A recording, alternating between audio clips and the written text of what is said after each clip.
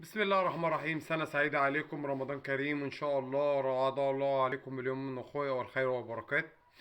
كابتن حسام حسن، اختيارات المنتخب اللي انت اخدها اخويا دي، انا عايز اعرف انت اخدها بناء على ايه؟ معلش مع احترامي ليك، يعني انت جبت لعيبه الاهلي اللي هم لعبوا ماتش الزمالك حطيتهم كلهم؟ طب ماشي، انا ما عنديش مشكله ان لعيبه الاهلي حلوه بالنسبه لك وانت شايفهم ان هم هيعملوا اضافه ليك في الفتره اللي جايه، والله ما عندي مشكله، ده منتخب مصر عادي هتاخد اي حد ماشي.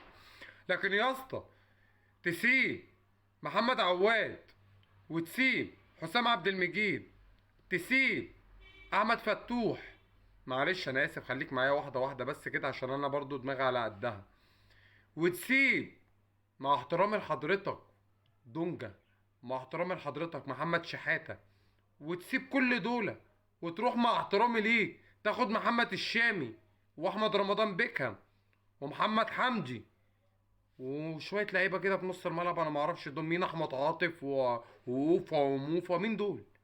انت حسام حسن هي دي اختارت المنتخب؟ يعني هي دي اللي هتوصلنا كاس عالم وهتودينا كاس انا منتظر معاك، بس انا قلت لكم قبل كده من 4 فيديوهات بدايه النهايه هتبقى على ايد حسام حسن. السلام عليكم، كل سنه وانتم طيبين.